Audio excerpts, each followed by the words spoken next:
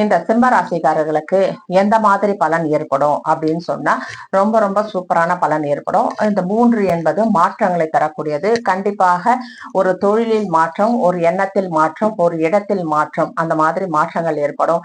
அதுக்கப்புறம் நிறைய பயணங்கள், குறுகிய தூர பயணங்கள்.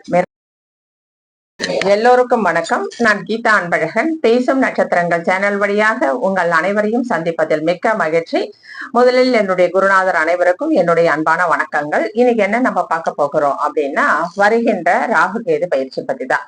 இந்த ராகு கேது பயிற்சி எப்ப நடைபெற போகுது அப்படின்னு சொன்னா, இந்த வருட இறுதியில டிசம்பர் மாசம் நடைபெற போகுது. ஆனா அது இப்போ நட்சத்திர சாரம் வாங்கி 1 மாத காலம் ஆகிறது. இப்பொழுதே அதனுடைய பலன்கள் நடக்க ஆரம்பிச்சிடும்.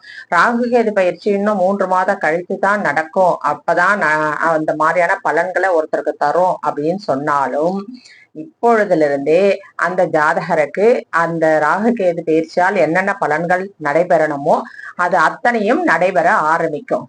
ஏன் அப்படின்னு சொன்னா, இப்ப ஏற்கனவே இதுதான் 12 ராசி கட்டம் இல்லையா? இப்ப ராகு கேது ராகு கும்பராசியில இருக்கிறாரு. கும்பராசியில் இருக்கிற ராகு மேல் நோக்கி எல்லா ராசியும், எல்லா கிரகங்களும் இப்படி சுத்தும், மேல் நோக்கி இப்படி சுத்தும் இல்லைங்களா? வலது பக்கமா சுத்தும்.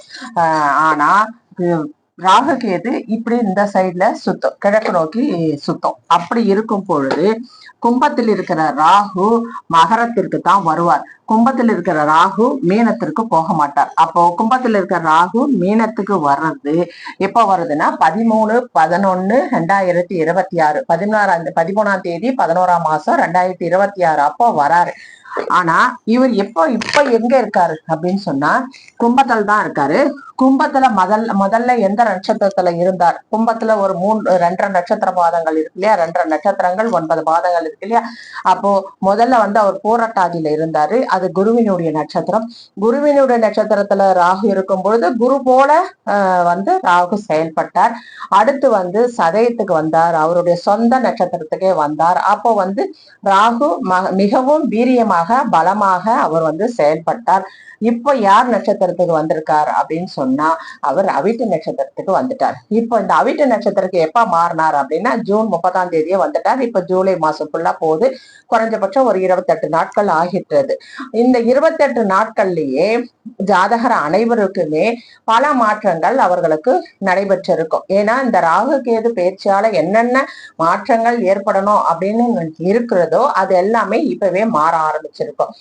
ஏன்னா ஒரு கிரகங்கள் தனிச்சு செயல்பட முடியாது. அந்த கிரகங்கள் அது ஏறிய நட்சத்திர சாரம் வழியாகத்தான் அதனுடைய பலாபலன்களை தர முடியும். அப்படி இருக்கும் பொழுது ராகு இப்பொழுது செவ்வாயுடைய நட்சத்திர சாரத்துல ஏறி இருக்கார். செவ்வாயோட நட்சத்திர சாரம் என்பது அவிட்டம். இந்த அவிட்டத்தினுடைய சாரம் ஏறும் பொழுது செவ்வாயான ஒரு சுறுசுறுப்பு, ஒரு முரட்டுத்தனம், ஒரு வேகம், அந்த மாதிரியான ஒரு குணத்தையும், ராகு என்பது ஒரு பிரம்மாண்டம், அந்த மாதிரியான ஒரு கிரகத்தின் தன்மையையும் சேர்த்து இப்ப எல்லா ஜாதகருக்கும் அதனுடைய பலன்களை தர அவர் ஏதுவா இருக்காரு. அதனால இப்பொழுதே ராகு கேதுவோட பயிற்சி பலன் எல்லா ஜாதகருக்கும் நடக்க ஆரம்பிக்கும். 3 மாதம் கழிச்சு ராகு கேது பயிற்சி அப்படின்னு சொல்றது ராசிக்கு தான். இப்ப கும்ப ராசியிலிருந்து மகர ராசிக்கு ராகு கேது மாறிட்டாரு அப்படின்னு சொல்லி எப்ப சொல்லுவாங்க? 13/11/2026 அன்னைக்குதான் சொல்லுவாங்க. ஆனா அது திருக்கணித பிரகாரம். ஆனா இப்போ நாங்க நட்சத்திர சார ஜோதிடம் இல்லையா? அப்போ நட்சத்திரங்கள் தான் பேசும். ராசியை மையமாக கொண்டு எந்த ஜோதிடமும் கிடையாது, எந்த தசாபுதியும் கிடையாது. உதாரணமாக ஒரு குழந்தை மேஷ ராசியில பிறக்குது, ஒரு கேதுவோட நட்சத்திரம் அஸ்வினி நட்சத்திரத்துல பிறக்குதுன்னா, அப்ப அந்த நட்சத்திரத்துடைய தசை எதுவோ அதுதான் முதல் தசை அப்படின்னு சொல்லிட்டு ஜாதகருக்கு குறிப்பிடுவோம். அப்ப நட்சத்திரத்தை பேஸ் பண்ணிதான் தசைகள் வருகிறது ஒழிய, மேஷ ராசியில பிறக்குது அப்படின்னு சொல்லிட்டு செவ்வாய் தசை முதல் தசைன்னு சொல்லிட்டு யாருமே சொல்றது கிடையாது. அப்படி இருக்கும் பொழுது ஒரு பயிற்சி பலனை, ஒரு குரு பயிற்சியா இருக்கட்டும், ராகு கேது பயிற்சியாக இருக்கட்டும், எதுவாக இருந்தாலும் ஒரு கட்டத்திலிருந்து ஒரு கட்டத்தை மாறுகிறது, கும்பத்திலிருந்து மகரத்திற்கு மாறுகிறது அப்படின்னு சொன்னா அது பயிற்சி பலனா ஆகாது. ஒரு நட்சத்திரத்திலிருந்து இன்னொரு நட்சத்திரத்துக்கு மாறுகிறது அப்படின்னா கண்டிப்பாக அது பயிற்சி தான். ஏன்னா ஒரு நட்சத்திரத்தினுடைய தன்மையிலிருந்து இன்னொரு நட்சத்திரத்தினுடைய தன்மைக்கு அந்த கிரகம் மாறுகிறது. அப்படி மாறும் பொழுது அதனுடைய பலன்களும் கரெக்டாக துல்லியமாக ஜாதகருக்கு நடைபெற ஆரம்பிக்கும். இப்ப ராகு மாறி 28 நாட்கள் ஆகிடுச்சு. எந்த நட்சத்திரத்துல வந்திருக்கார்? அவர் அவிட்டம் நட்சத்திரத்துல, செவ்வாயோட நட்சத்திரத்துல அவர் சாரம் வாங்கியிருக்கார்.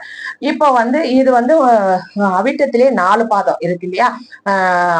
2 பாதங்கள் கும்பராசியிலும் 2 பாதங்கள் மகர ராசியிலும் இருக்குது அப்படின்னு சொல்லிட்டு கூறப்பட்டிருக்கிறது. இது பாரம்பரியம். நாங்க நட்சத்திரத்தை சார ஜோதிடத்துல அதுதான் உயர்நிலை.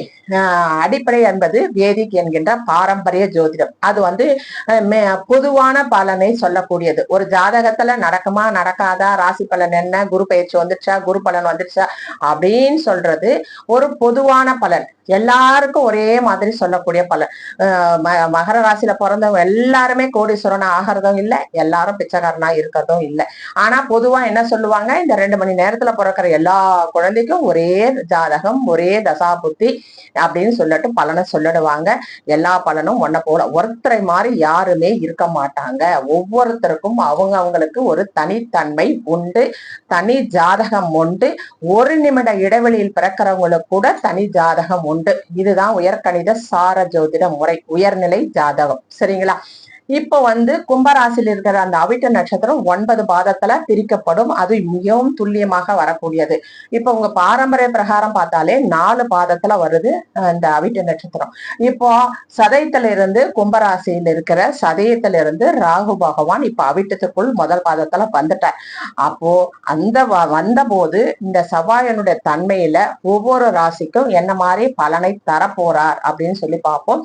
முதல்ல இவர் இங்க கும்பத்துல இருக்கிற ராகு அவிட்டத்துல லாஸ்ட்ல இங்க வந்திருக்காரு. அடுத்து அவிட்டத்திலேயே தான் மகர ராசிக்கு போக போறாரு. மகர ராசிக்கு அவிட்டத்துல போறாரு வழிய அவிட்டத்துல இருந்து திருவோணத்துக்கு போல. திருவோணத்துக்கு போகும் பொழுதுதான் மகர ராசியில இருக்காரு அப்படின்னு கூட நம்ம சொல்லலாம். ஆனா இந்த அவிட்டத்திலேயே இருக்கும் பொழுது அவருடைய நிலையை அவர் மாற்ற மாட்டார். ஏன்னா அவர் செவ்வாய் போலதான் செயல்படுவாரு. மகர ராசிக்கு வந்ததுனால சனி போல செயல்பட மாட்டார். சனியினுடைய தன்மை வருமா? வராது.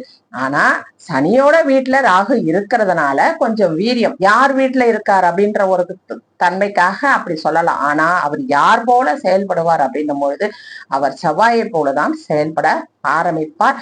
அது எவ்வளவு நாட்கள் இருக்குது அப்படின்னா இன்னும் ஒரு 127 நாட்களுக்கு, கிட்டத்தட்ட 4.5 மாசமும் இந்த அவிட்ட நட்சத்திரத்தில் தான் இருப்பார். அதுக்கப்புறமா திருவோண நட்சத்திரத்துக்கு ராகு பகவான் மாறுவார். இப்போ ராகு கேது பயிற்சி வருது இந்த இன்னும் 3 மாசம் கழிச்சு அப்படின்னாலும் இப்பொழுதே ராகு கேது பயிற்சியோட பலனை ஜாதகர்கள் அனுபவிப்பார்கள். ராகு தன்னுடைய தன்மையை மாற்றி கொண்டிருக்கிறார். அதாவது தன்னுடைய சுய சதயத்தில இருந்து, தன்னுடைய சுய தன்மையில் இருந்து செவ்வாயின் தன்மையும் சேர்த்து பலனை தரத்துக்கு ராகு தயாராகிவிட்டார். இப்ப எப்படி இருக்குது பலன்கள் அப்படின்னு பார்ப்போம். இப்பொழுது சிம்ம ராசிக்காரர்களுக்கு இந்த ராகு கேது பயிற்சி எப்படி இருக்கும் அப்படின்னு சொல்லி பார்த்தா, சிம்ம ராசிக்காரர்களுக்கு இந்த ராகு 3ஆம் இடத்துல இருக்கிறார். சுவாதி நட்சத்திரத்துல துலா ராசியில. அதோட கும்பராசி சதய நட்சத்திரம் இவருக்கு கும்பராசி 7ஆம் வீடா வருது. அடுத்து மிதுன வீடு இவருக்கு 11ஆம் வீடா வருது. அப்போ 3, 7, 11 என்ற பாவத்தை தொடர்பு கொண்டு அவர் இந்த பயிற்சியை நடத்த தயாராக உள்ளார். இப்போ இந்த ராகு செவ்வாயோட சாரம் வாங்கி 3, 7, 11 தொடர்பு கொள்ளும் பொழுது இந்த சிம்ம ராசிக்காரர்களுக்கு எந்த மாதிரி பலன் ஏற்படும் அப்படின்னு சொன்னா ரொம்ப ரொம்ப சூப்பரான பலன் ஏற்படும். இந்த 3 என்பது மாற்றங்களை தரக்கூடியது. கண்டிப்பாக ஒரு தொழிலில் மாற்றம், ஒரு எண்ணத்தில் மாற்றம், ஒரு இடத்தில் மாற்றம், அந்த மாதிரி மாற்றங்கள் ஏற்படும். அதுக்கப்புறம் நிறைய பயணங்கள், குறுகிய தூர பயணங்கள் மேற்கொள்றதுக்கான வாய்ப்புகள் கண்டிப்பாக உண்டு.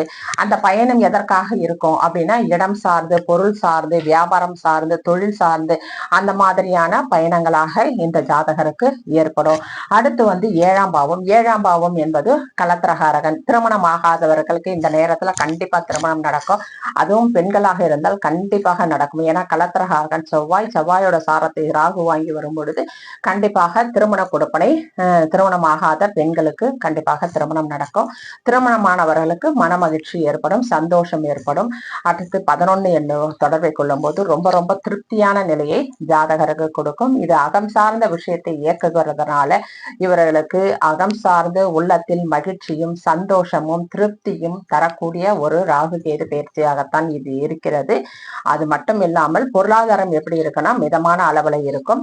ரியல் எஸ்டேட் பண்றவங்களுக்கு எல்லாம் இது ஒரு லாபமான நேரமாக இருக்கும்.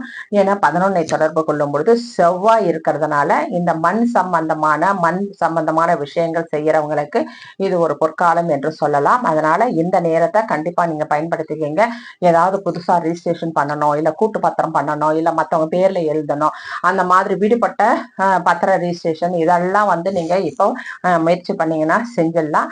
அப்புறம் வேற எங்கன்னா போகணும், பாஸ்போர்ட் விசா இதெல்லாம் கூட நீங்க வாங்கலாம் இந்த மாதிரி நேரங்கள்ல.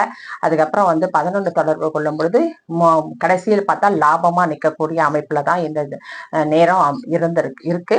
இந்த 4 மாத காலம் உங்களுக்கு ஒரு நல்ல ஒரு எதிர்காலம் இருக்கு அப்படின்னு சொல்லலாம். ஒரு அற்புதமான ஒரு நேரமாக இருக்கு. மன மகிழ்ச்சிக்கு குறைவே இருக்காத ஒரு நேரமாக இந்த ராகு கேது பயிற்சி அமைஞ்சிருக்கு.